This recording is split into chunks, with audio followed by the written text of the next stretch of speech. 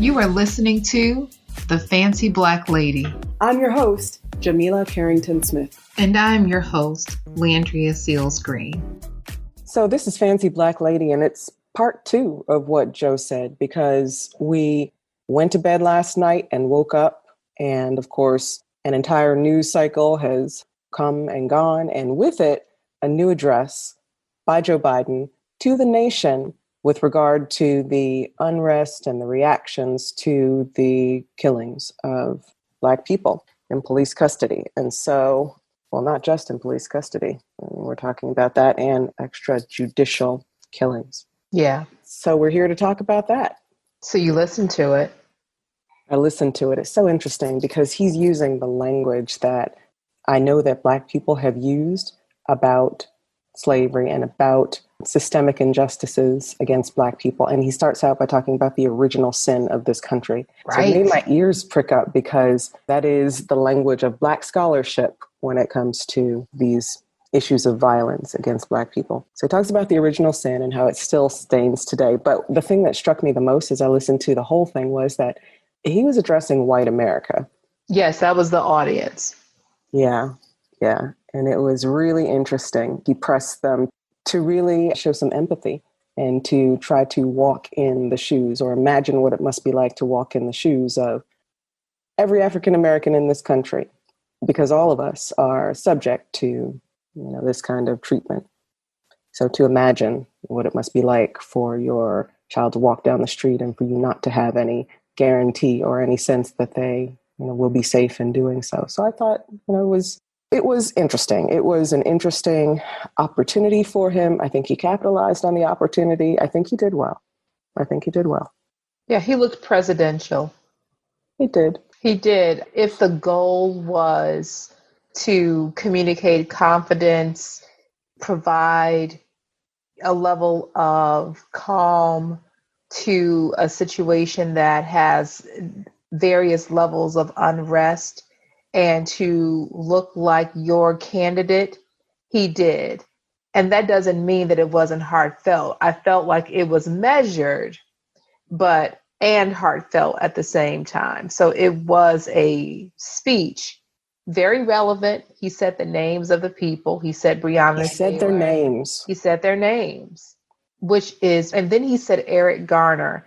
And Eric Garner, that story and what happened to that family, it just goes back to this whole thing of how when it happens to one, it happens to us all, but we are circles away from it because it didn't happen within our immediate family.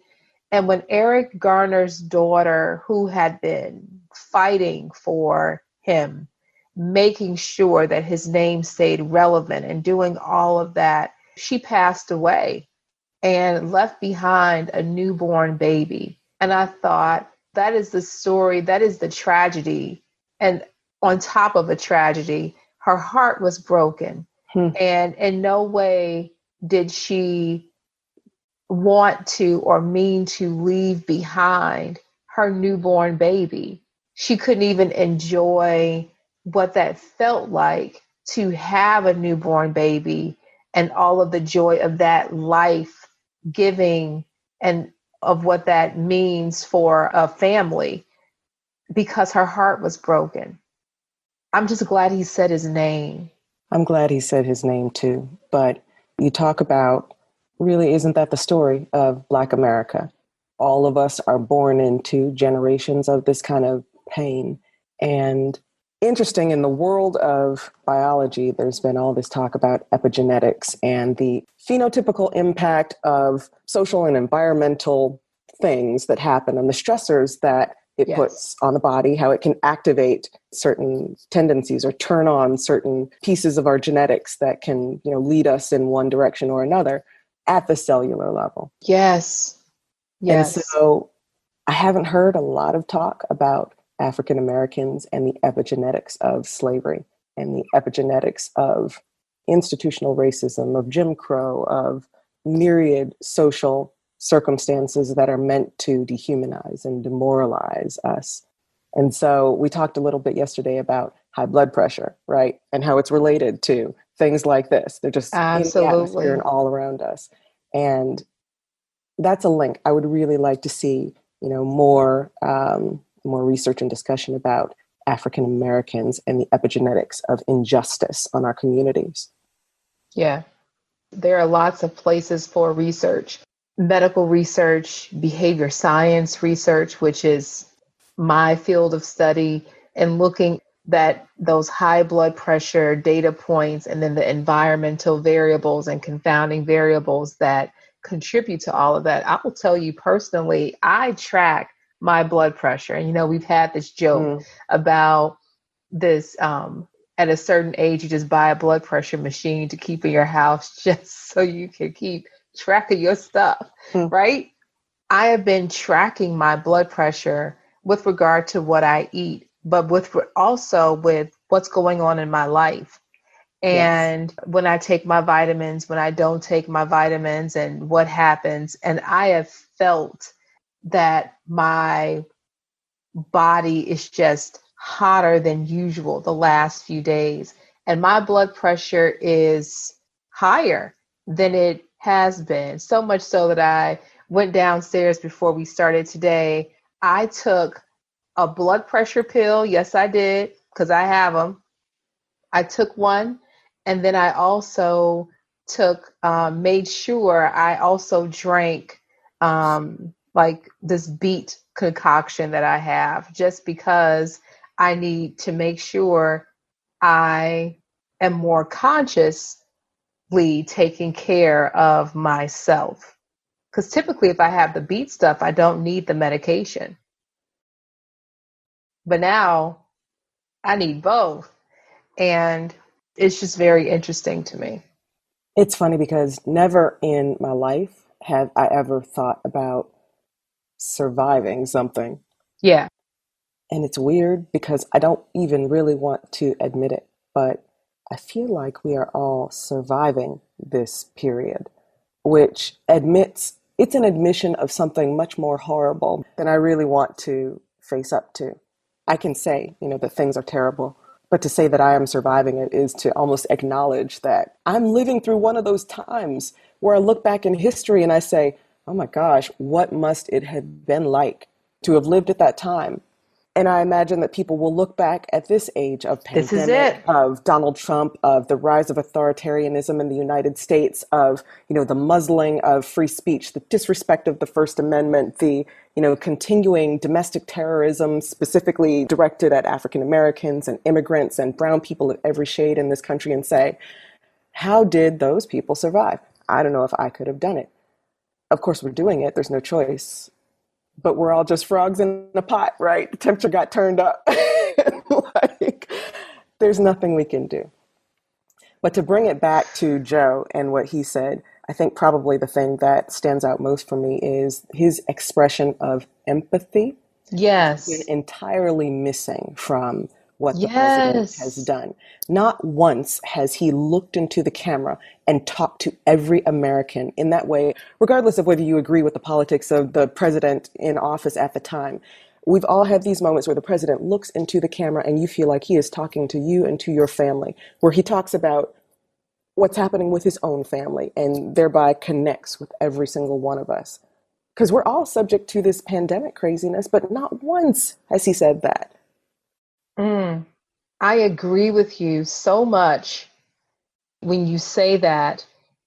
But what resonates deeply with me is this thing that my mother and grandmother would say is, you cannot make people what they are not. And sometimes I think the frustration is that we have expectations of people or entities stepping up, and then the grief from that disappointment of what they don't deliver becomes cellular. Yes. Yes. He's not that. He's He not that. And he's that, never been that. but the thing is, nobody's surprised, right? I'm not surprised. Still He's disappointed. not that, still disappointed Still because disappointed. he has people. He has people who are just like, I want this man to look good. One of those people should have said, you know what? At least to put on the appearance of being human. Let's have them talk about this.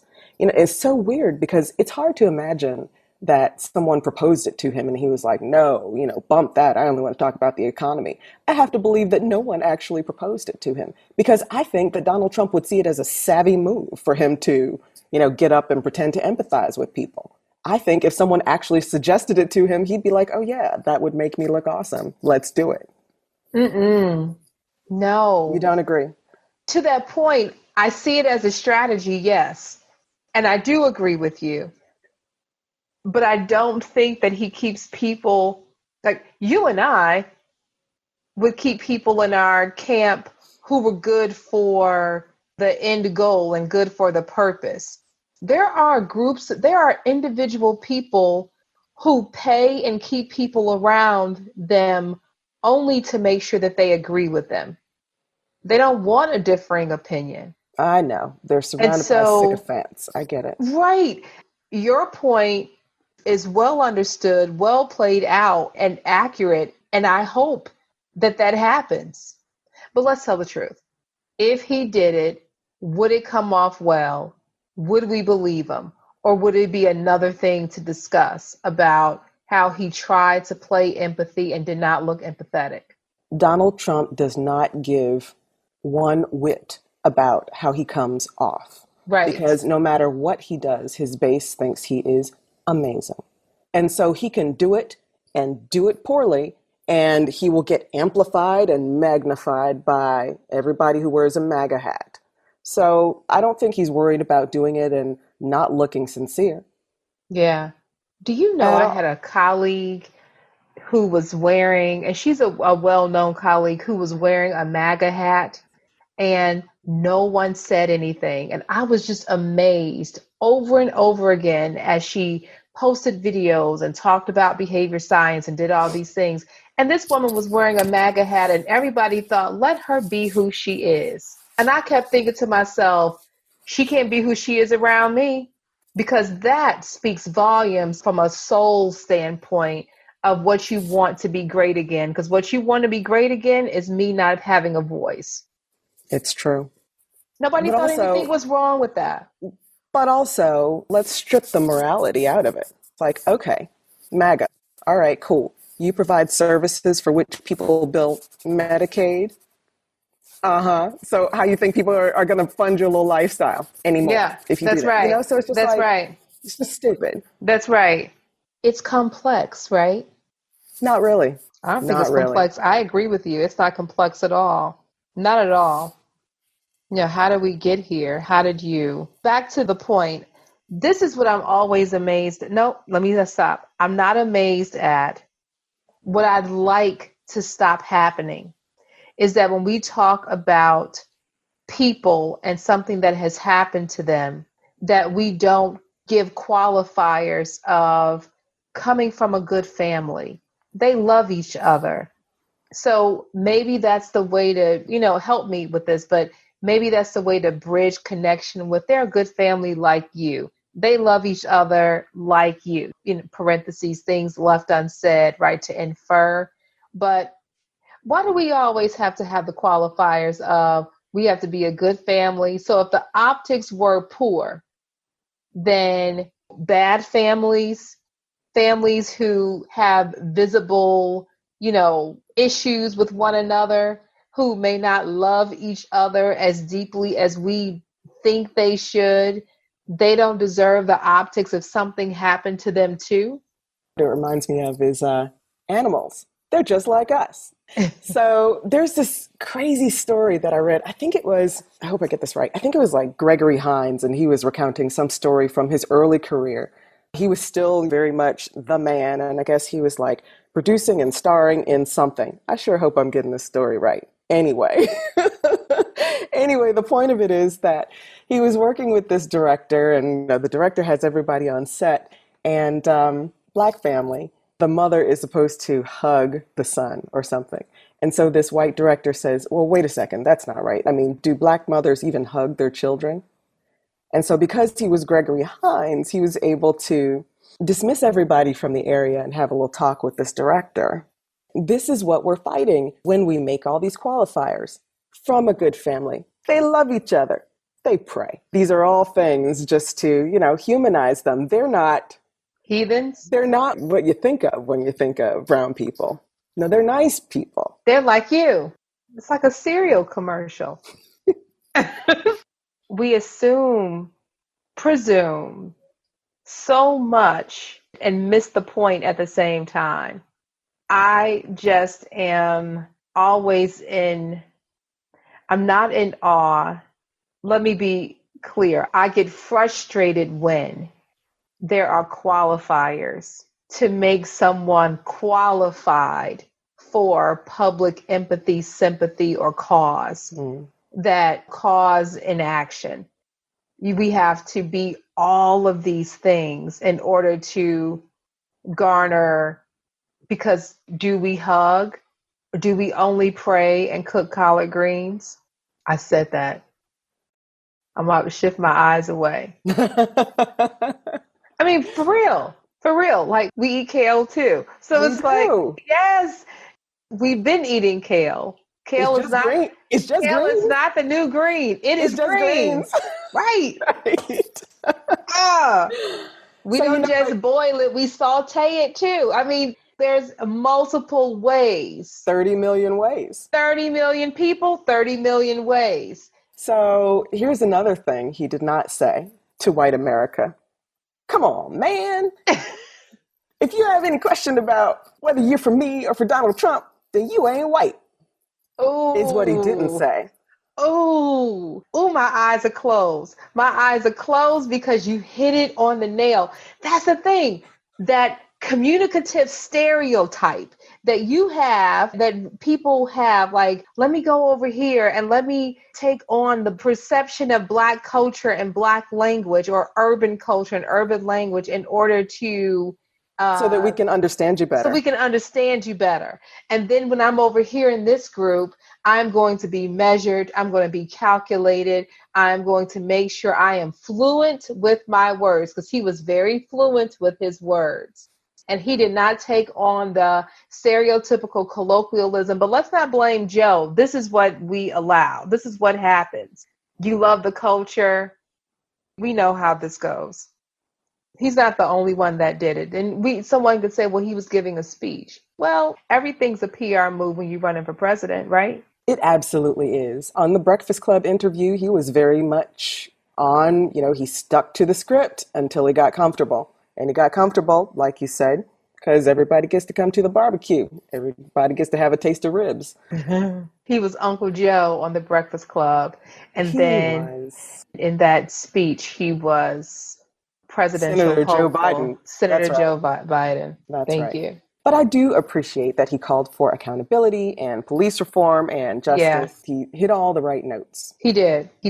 He spoke to all of us. There was a clear audience, but he was speaking to all of us when he said it, especially when he said the appalling silence of good people. They get up, they live their lives, they do this every day. The original sin, and they continue to push forward.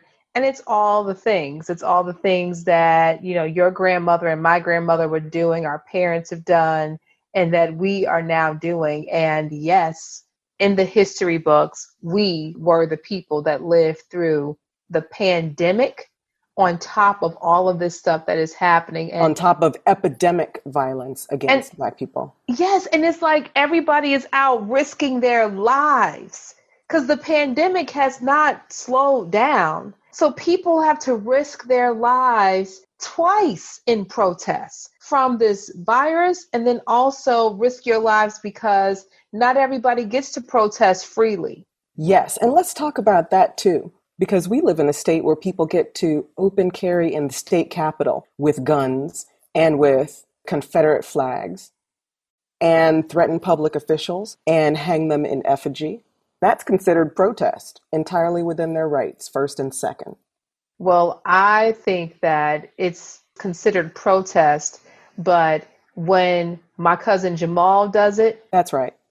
I want to know, is it still a protest? Will never do all of that. When your cousin Jamal puts his Black body on the street with a sign that says, I can't breathe. That is grounds for his arrest or his censure or... Well, Cousin Omar Right. was working. Cousin Omar is a CNN reporter. He was working. He had credentials and he got arrested while working. So now This we is true. have This is true. invasion to your home, which happened in the early historical accounts of America, which is why we have that law, but it didn't apply to those people. You have Botham, who the woman knocked on his door. He was in his home minding his own business. Then you have the person that's jogging. You're the person standing on the corner. You have Eric Garner. You have George Floyd. You have all of these things. And this is like, okay, but people get to stand up in different states with the big rifles and protest AR something, terrible. and that is okay. That's their right. I work in the field of behavior change, is what we do, right? Our job is to look at behavior, analyze behavior, and change it. And everybody's talking about, is there data for this? Is there data for that? And I'm thinking to myself, we have enough data. Watch that videotape again, just like you watch videotapes of kids with disabilities and you take data and observational data. There's your data right there. And so now create the system, create the plan to help people change their behaviors. But we are all stuck in, do we have enough data? Let's collect some more data. Let's collect some more data. That's what I hear when I hear, well, we don't know all the facts. Yes. You know what? We will never It's know the every same single language. fact. But the material fact in front of us is the murder that happened. Collect more data when it comes to social injustice is the same line. It comes off as the same way. Well, do I have enough information? It's like, you have enough information, but you are afraid to act upon this because you know that from a system standpoint, you're going to have some uncomfortable conversations. You're going to have to create some plans that will really activate change, and your friends are not going to be happy, because at the end of the day, when your friends are unhappy, you are not at rest. That's right. It's uncomfortable. It's uncomfortable. And so people would rather deal with the whatever discomfort they have wrestling against their own morality silently inside themselves than speak up and have to deal with the discomfort of the disapproval of their friends. Yes. Because that's your community. That's who they see as their community. That's who they see as their community. So is this going to die down? I don't think so. I think we're at a space of a revolution, and I think we're at a space of the revolution being televised. We're not taking this anymore. We have too much at stake. We own studios. We own businesses. We are all of these things. We are raising these children and these kids. We have a generational purpose, and we have America's promise in our children. We are not going to let this, that people are not going to take this. I think this is enough. The pandemic did this too, you know. Tell me about that. We've been in our homes. We've had shelter in place. We've had time to experience and think about some things. And we are also stressed.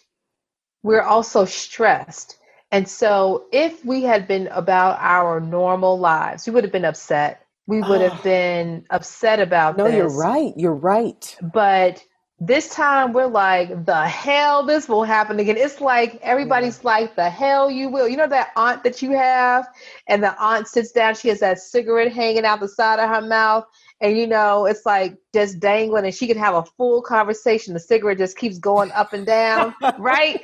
And then if you had to have an image for this, it's Auntie Van. Auntie Van is sitting there like, the hell you will.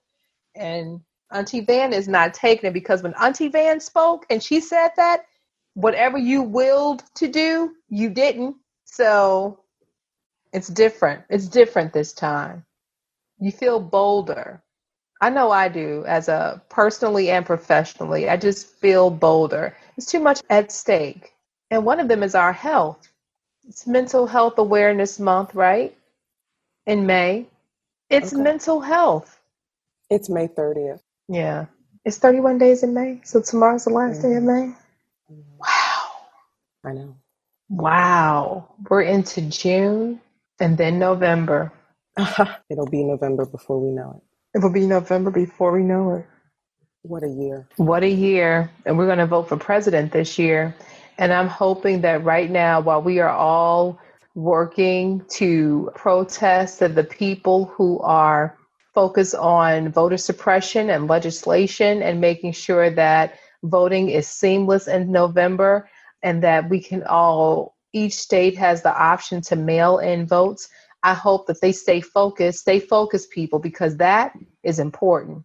But this is the time for everyone to take action. And I know that Yes. for some people, putting your body, using your body as protest is what they can do and what they are willing to do. For other people, be sure to vote, to register to vote, get your mail-in voter information set and ready to go. Also, this is the time for other action. So if you have other abilities, to put your professional abilities to work. That's right. Put them to work. So find an organization, pour your talents and your money and your time into that organization. It's going to take work on all fronts.